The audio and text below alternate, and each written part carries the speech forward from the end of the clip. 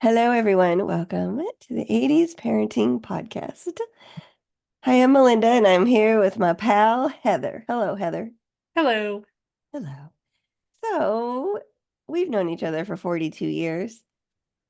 Just a heck of a long time of awesomeness being friends. Sure.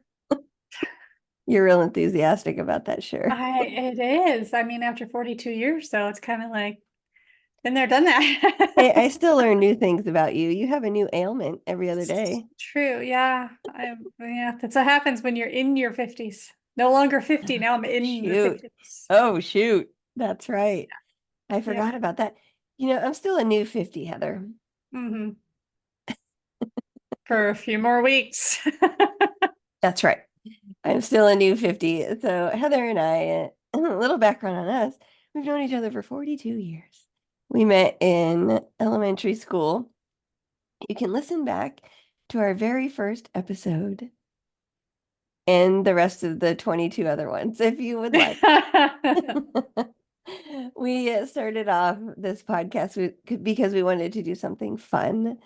And we decided that we were going to talk about our 80s parenting, which was bizarre. We basically got away with everything and then not so much all the time. Mhm. So it was a lot of fending for ourselves, I guess you would say, and a lot of our parents ignoring us, but yet wanting to know where we were all the time. And for some reason, people tend to seem to be like absolutely fascinated with this generation, Yeah. with the 80s and the Gen X kids. Like, I don't know. Maybe because I'm a survivor, I don't get it.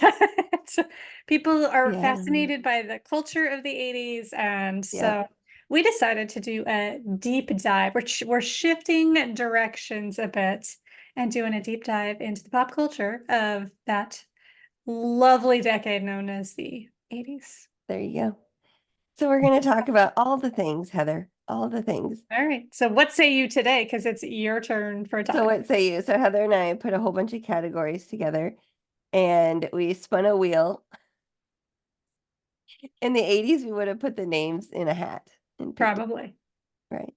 So I got a really cool topic from this is something that like really defined our 80s experience. hmm And so it was a time of big hair, Heather, lots of hairspray, Yeah. neon colors, Yeah. coming of age movies, Bye. and at the helm was a very young filmmaker named John Woo, Hughes. woo, woo, woo. Pardon me. I wish he wrote the script to my life. He actually did. Well, yeah, none of it came true. None of Where's it the came where's true. the Porsche? Where's the Oh, dang it. Yeah, that's true. Mhm. Although you did survive detention. I did So there you go. with There's a one. motley crew of kids. But but, but you did not get a date in detention or I did not, or a or makeover, or a diamond earring. a diamond earring, or a fist pump at the end. None of those things. Or a patch. None of that. A Nobody patch pulled from up a in a jacket. Porsche. You no patch on your senior jacket? No, No. no. Okay. So let me tell you about John Hughes, Heather. Please. Uh, Sources I use were Wikipedia, Screen Rant, Huffington Post articles, and I will put that all in the show notes. So here we go. John Wilden Hughes Jr. was Mhm. born February 18th in 1950. He was an American film director, producer, and screenwriter. Hughes was born in Lansing, Michigan, to Marion Crawford, who volunteered in charity work, and John Hughes Sr., who worked in sales. And he was the only boy and had three sisters. Oh, wow. That's fun. He spent the first 12 years of his life in Grosse Pointe, Michigan. Hey. Heyo. He was quoted to say, and this is hilarious, and I had to write this down. I grew up in a neighborhood that was mostly girls and old people. There weren't any boys my age, so I spent a lot of time by myself imagining things. And every time we would get established somewhere, we would move. Life just started to get good in seventh grade, and then we moved to Chicago. Oh, I ended up in a really big high school and didn't know anyone. But then the Beatles came along and changed my whole life. wow. And Bob Dylan's Bring It All Back Home came out and really changed me. So that's kind of Okay. fun. So yeah, that would be hard. I love that. Mostly girls and old people. Right. That's so funny. Pardon me. In 1963, Hughes' family moved to that Northbrook, Illinois, Okay. which is a suburb of Chicago. There his father found work selling roof materials. Hughes attended Grove Middle School, later going to that Glenbrook North High School, sorry, which gave him his inspiration for the films that eventually made his reputation. Yep. So it's like take things that you know is the moral of that story. Yeah. Well, and it totally tracks. As soon as you said he moved to Chicago, I was like, oh, yep, they're all in Illinois. Oh yeah, right. I know. I know. So he met Nancy Ludwig, a cheerleader, and his future wife in high school. After dropping out of Heather, drum roll please, Best I can do. the University of Arizona. Yay! Go Wildcats. I know. U of A, U of A, U of And A. if you're a ASU fan, I'm sorry, go Sun Devils. Yeah, exactly. Hughes began selling jokes to well-established performers, Well, such as Rodney Dangerfield and Joan Rivers. really? That's kind of cool. Yeah. So, he's a funny dude too. Okay. Hughes used his jokes to get an entry-level job at an advertising firm in Chicago in 1970, and later in 1974 at a place called Leo Burnett Worldwide. During this time, he created what would become his most famous Edge credit card shaving test ad. Do you remember that? No. Okay, so I had to look it up. So Edge shaving gel, GEL, Yeah. was shaving foam. So he did the ad for them. So what it was, a little synopsis of the commercial was a guy was sitting in a chair and he put regular shaving cream foam on one side of his face Uh-huh. and then the shaving gel on the other side of his face. Okay. And he shaved his face and some random dude had a credit card and would take it over to the regular foam side and it was like prickly Yeah. sounding. And then Yeah. on the other side of the gel side, which was being advertised, was smooth. Gotcha. Okay. So, Interesting. so that was interesting. And so anyway, that was a famous ad and they still have Edge shaving gel. Yeah. So that's My pretty son cool. uses it. I know, but that came out, I didn't know that came out in the 1970s. I didn't either. That's crazy. So Hughes also worked on the Virginia Slims account, which frequently took him to the Philip Morris headquarters in New York City. And Ooh. kids, if you don't know what Virginia Slims are or the Philip Morris Company, they are cigarettes.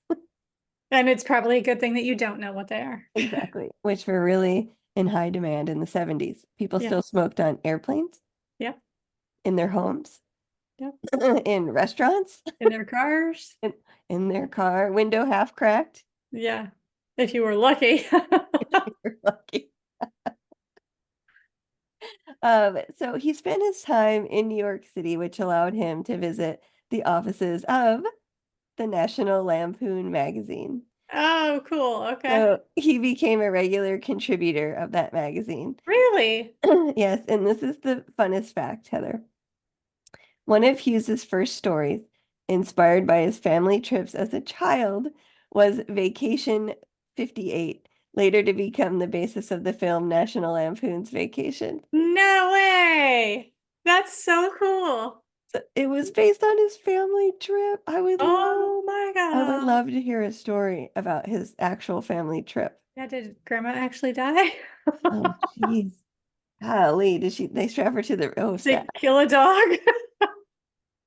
I wonder if they were going to, I mean, They were probably going to Disneyland that's what I was going to say. from Chicago to Disneyland. Maybe Chicago, yeah, Chicago to Disneyland.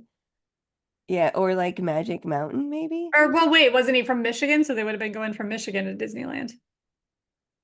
Yeah, I guess. It was Wally World. Come on, it's got to be Disney. Hollywood. So I thought that was hilarious. That's so funny. I know. His first credited screenplay, because he was also a screenwriter, National Lampoon's Class Reunion, was written while he was still on staff at that magazine, which would become which would become a major hit in 1983. That was the National Lampoon's Vacation. Along with another success Hughes wrote a script for, Mr. Mom. He wrote the script for that? Uh-huh. Wow. Okay. Which earned Dang. him a 3-film deal with Universal Pictures. Wow. Okay. Okay. Fast Let's see how forward. this all comes together. I know, pardon me. God, hold on. I gotta get a sip. Yeah, go ahead. I can hear a car alarm going off down the street. Okay, fast forward to 1984. Hughes had his directorial debut, 16 Candles. Yes. Jake Ryan. Jake Ryan in the board. You know what I want? I want a 16 Candles part 2 where they just show the parent, Jake Ryan's parents' reaction, the Ryans, to the house. 16 Candles Part 2 happened to me a few years ago. My mom actually forgot my birthday. Oh man, I remember that. I Yeah, did not, but your mom did. but my mother did. So there Mhm. you go. There you go, kids. My mother forgot my birthday. There you go. So that won unanimous praise when it was released. Well, It yeah. was, yeah, it was the first one in a whole set of teenage life set around high school. Who wouldn't love the donger? Oh God, yeah.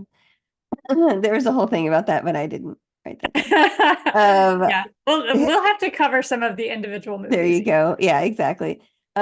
His other movies included The Breakfast Club in 85, Weird Science, also 85, Ferris Bueller's Day Off in 86. He was pretty busy for years.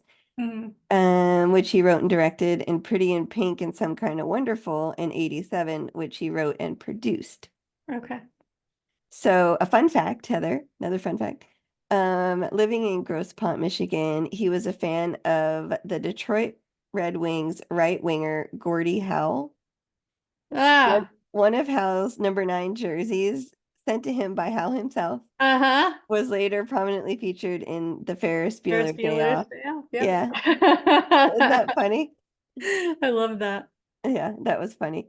So, in 1987, so he's had a few years of hits here, 1994 to 97. He Mhm. decides to branch out because he doesn't want to be pigeonholed in those coming of age movies. Okay. So he wrote and directed and produced the hit comedies of Planes, Trains, and Automobiles, which starred Steve Martin and John Candy. He later made films that were not so received, critically acclaimed, but we all loved them. Uncle Buck and National Lampoon's Christmas Vacation. Still watch Uh, those movies all I the time. watch, yeah, exactly. I I watch, watch Christmas Vacation every Thanksgiving night. yeah, It's like my tradition. yeah. Isn't that cool to think about? Like people have traditions of watching his movies. Yeah. Like you all get together as a friend group and you watch Breakfast Club or 16 Yeah. Candles or, Pretty in Pink, and then who didn't love when they were sick at home from school watching Ferris Bueller's Day Off? Yeah. Because it's the classic. Yeah. And it's fun to watch all these actors because they're older now, so they're like our ages or a little bit Yeah. older than us now. His final film as a director was in 1991 called Curly Sue. I Which remember was that. adorable. Yeah, that one's cute. On a side note, Hughes's greatest commercial success though came along in 1990 from Home Alone. Yeah. Isn't that crazy? He completed his first draft of Home Alone in only 9 days. Oh my gosh. I wonder if that had something to do with his life. Probably. I bet you it did, or someone that he knew, I'm sure. Yeah, Home Alone was a top-grossing film of 1990 and remains the most successful live-action family comedy of all time. I believe it because Yeah. it's a great movie. Mhm. So in 94, Hughes retired from his public life and moved back to the Chicago area. Mm. On August 5th, 2009, 59-year-old Hughes and his wife traveled to New York City to visit his son James and their new grandson. James said his father appeared to be in good health that night and that the family had made plans for the next day. On the morning of August 6th, Hughes was walking close to his hotel on West 55th Street in Manhattan and suffered a heart attack. I Oh, know, sad. So he was survived by his wife of 39 years, Nancy Ludwig, and their two children, John Hughes III, born in 76, and James Hughes, born in 1979. wow. So his kids are about to turn Yeah, almost 50. yeah. Um, so I decided to do a couple of fun facts about one of his movies. So I picked The Breakfast Club. Okay. And if you guys don't know, The Breakfast Club is after receiving detention, this group of five high school students bonded and realized that they have quite a bit in common, Mm-hmm. despite being from different friend groups. Mm-hmm. So that was the synopsis of Breakfast Club. If you haven't watched it, you should watch it. John Hughes wrote the first draft of the script for The Breakfast Club in only 2 days over the July 4th weekend in 1982. Wow. Mhm. The original script went through, or I'm sorry, the original script went under another name called The Lunch Bunch. Real. Oh, I like the Breakfast Club I better. know. Well, it was because it's it's quoted here, thanks to a son of one of Hughes' family friends who attended high school in Northfield, Illinois. The name was changed. Sometime during the school's history, the students and staff created and designed the breakfast clubs for early detentions. Ah, That high school would also play a poignant role in many of the other 80s teen dramas, serving as a shooting location for 16 Candles, Ferris Bueller's Day Off, and Weird Science. So how wow. cool is that? That is cool. I wonder if they have people coming there all the time. Is it actually called Shermer High? No, it's called Northfield High School. Okay. To make the last day of shooting easier on the Breakfast Club set, Hughes gave each actor a part of the library's banister as a keepsake. Really? I was thinking, like, would he do? Go in there with like an axe or a saw? Right. The saw must have taken a saw with him. Here you go. Why do you have a chainsaw today? This isn't a horror film. Right. Here's a piece of your. Oh my gosh, that's wild. Isn't that funny? Okay, so here's a reference to Arizona. Breakfast Club was shot in a two-story library. The lighting played an instrumental role part in the film. Extreme heat from the lights caused problems for the cast. So in the upstairs portion of the library, like where they had records and they danced in the upstairs Yeah. portion, temperatures would vary between 95 and 100 degrees, Wow. causing heat exhaustion to the point where the cast would fall asleep. So was the school like shut down? I'm Like guessing. no longer open? Well, I don't know if the Because why school. did or they just didn't have AC? No, they had lights, so they probably had the AC. I don't know, Chicago, did they have air conditioning in schools Probably. in the 80s? Probably Oh, I not. have no idea. No, Probably not. probably not. But I mean, I'm sure they shot the films in the summertime when nobody went Yeah. to school or the weekends. Huh. So that was interesting. It was so hot out. But and they were so Judd Nelson was like 30 years old when they filmed this, and the two young ones were Molly Ringwald and oh my gosh, I just lost the name. The nerdy kid. Anthony Michael Hall. That's it. They were the two youngest ones. So John also encouraged the cast to improvise. So that whole entire scene of them sitting around talking about their detention stories, Yeah. was improvised. Really? Yeah. Wow, that's Yeah. kind of cool. And so Judd Nelson, who played John Bender, Yeah. the tough guy role of the Yeah. bunch of the five, was known for coming up with stuff on the spot, included the ultimate Bender Breakfast Club quote, Neo Maxi Zoom Dweeby. I mean, Nice. that is so funny that like he came up with that on the fly. So That's funny. wild. Neo Maxi Zoom Dweeby. Man, we said that forever, I know. you know. So, um, anyway, so those are some fun facts I thought I would share about the Breakfast Club, and we could talk about his other movies some other time. Yeah. Um, so he was quoted to say, I happen to go for the simplest, most ordinary things. The extraordinary doesn't interest me. I'm not interested in psychotics. I'm interested in the person you don't expect to have a story. Yeah.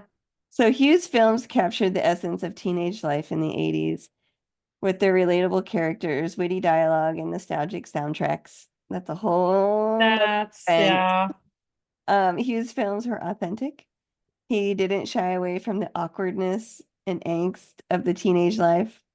His characters were real and flawed, and they spoke to the universal experiences of growing up, which is so So true. true. So Uh-huh. true. And they also have a timeless quality to them Wow. because they continue to resonate with audiences of all ages because they do explore those universal themes, friendship, love, self-discovery. Yeah.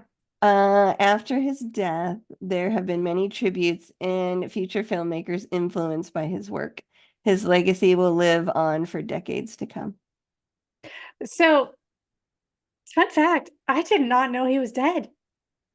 Oh, really? I had no idea. I thought he just like retired or something. I had no No. idea that he died.